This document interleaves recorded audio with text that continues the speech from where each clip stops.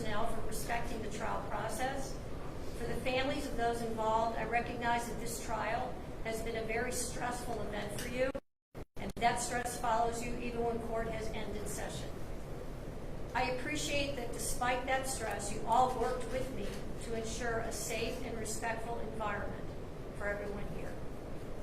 And although they are not a party to the case, I want to acknowledge the work of the first responders to the site of this event. Their diligence and training did save Mackenzie's life. And they tried to save Dominic and Davion, even though they were there too late. In a bench trial, the judge sits as the jury and the finder of fact, as well as the ruler of law. And it is a reminder of just how difficult a job it is to serve as a finder of fact. Whether it's a bench trial or a jury trial, the rules of law are the same. The instructions for weighing credibility and evidence, the admonition to set aside any bias, prejudice or sympathy, and the oath to follow the law as the law is written. These rules of law are incumbent on every trier of fact. I have done what I have sworn to do. I have carefully and deliberately considered all the evidence in this case, including the testimony of the witnesses, the science, the expert opinions offered, the medical evidence, the physical evidence, the photographs, and the video evidence. There is nothing that I can do or say today that will return these two young men to their families. There is nothing I can say or do that will restore Mackenzie Shirilla to the life she had before July 31st, 2022. And there is nothing that I can say or do to restore the lives of these three families before the fateful moments on that day. This trial is a culmination of decisions made by one person, the defendant. Those decisions have forever altered the futures of three families, and of you also, Mackenzie. And your decisions forever robbed Dominic and Davion of the futures that they had before them. If there is one thing that can be taken away from this case, as painful as it is this. Every decision we make is important. Every action we make is important. Regardless of whether the decision is a good one or a bad one, or the actions are good or not, the result is the same. The consequences ripple through time and affect many more people than one might think at the time of the decision. In criminal cases, the state carries the greatest burden under our law, proof beyond a reasonable doubt. As I previously stated, I considered all the evidence presented, and at this point I would like to comment specifically on Exhibit 802, the crash video. This is the type of evidence you can never unsee. You can never forget the visual or audio of this exhibit. It is chilling and tragic. As you review that exhibit, you know that you are watching the oncoming deaths of two people, and there is nothing that will stop it. The video clearly shows the purpose and intent of the defendant.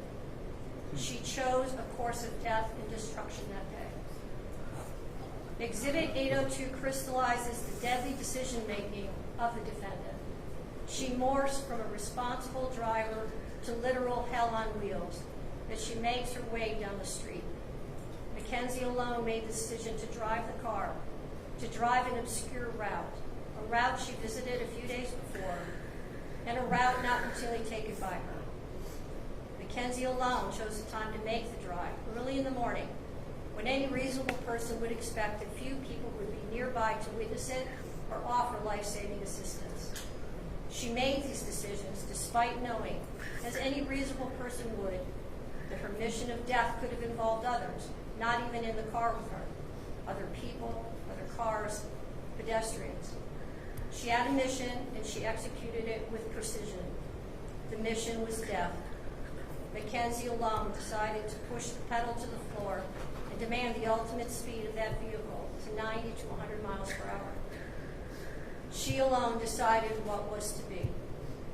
Mackenzie decided death was the ultimate goal that day, and she alone made that decision for Dominic and Davion, and she continuously acted in a manner to achieve the purpose. Whether or not she intended to also kill herself is a matter of speculation and of no relevance to the weighing of the evidence in this case.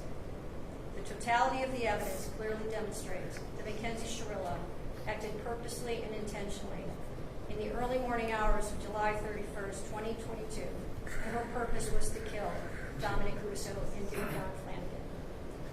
No reasonable fact finder could view the totality of this evidence in this case and come to any other conclusion.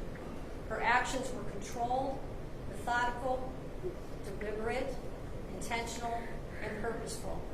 This was not reckless driving. This was murder. The court renders the following verdicts. Count 1. The court, having had count 1 tried to it pursuant to waiver, finds the defendant, Mackenzie Shirilla, guilty of murder, to wit, Dominic Russo, in violation of Ohio Revised Code Section 2903.02a as charged in count 1. Count 2. The court, having had count 2 tried to it pursuant to waiver, finds the defendant, Mackenzie Shirilla, guilty of murder, to wit, Davion Flanagan, in violation of Ohio Revised Code Section 2903.02a as charged in count 2 of the indictment. Count 3, murder. The court, having had count 3 tried to it pursuant to waiver, finds the defendant, Mackenzie Shirilla, guilty of murder, to wit, Dominic Russo, in violation of Ohio Revised Code Section 2903.02b as charged in count 3. Count 4, murder. The court, having had count 4 tried to it pursuant to waiver, finds the defendant, Mackenzie Shirilla, guilty of murder, to wit, Dominic Russo, in violation of Ohio Revised Code Section 2903.02b as charged in count 4. Count 5, felonious assault. The court, having had count 5 tried to it pursuant to waiver, finds the defendant, Mackenzie Shirilla, guilty of felonious assault, to wit, Dominic Russo, in violation of Ohio Revised Code Section 2903.11 of the Revised Code is charged in count 5 of the indictment. Count 6, felonious assault. The court, having had count 6 tried to it pursuant to waiver, finds the defendant, Mackenzie Shirilla, guilty of felonious assault, to wit, Dominic Russo, in violation of Ohio Revised Code Section 2903.11a2 as charged in count 6. Count 7, felonious assault. Court, having had count 7 tried to it pursuant to waiver, finds the defendant, Mackenzie Shirilla, guilty of felonious assault, to wit, Davion Flanagan, in violation of Ohio Revised Code Section 2903.11a1 as charged in count 7. Count 8, felonious assault. The court, having had count 8 tried to it pursuant to waiver, finds the defendant, Mackenzie Shirilla, guilty of felonious assault, to wit, Davion Flanagan, in violation of Ohio Revised Code Section 2903.11a2 as charged in count 8. Count 9, aggravated vehicular homicide.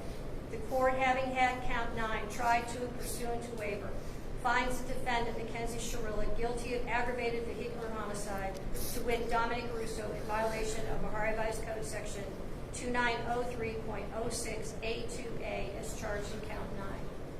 Count 10, aggravated vehicular homicide. The court, having had count 10 tried to it pursuant to waiver, finds the defendant, Mackenzie Shirilla, guilty of aggravated vehicular homicide, to wit, Davion Flanagan, in violation of Ohio Revised Code Section 2903.06a2a as charged in count 10. Count 11, drug possession.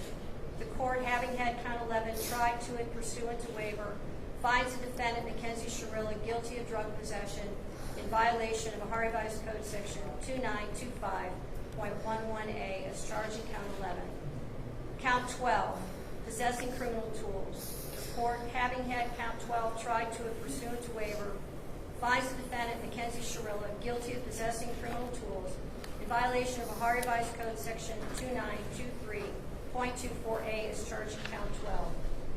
The court, having had count 12 tried to it pursuant to waiver, finds the defendant, Mackenzie Shirilla, guilty of possessing criminal tools and further finds the defendant did intend to use a substance, device, instrument, or article, to wit, a digital scale, to commit the offense of a felony. Sentencing will be 1 week from today, August 21st at 1 p.m. If any party wishes to file a sentencing memorandum, it is to be filed by 4 p.m. on Thursday, August 17th.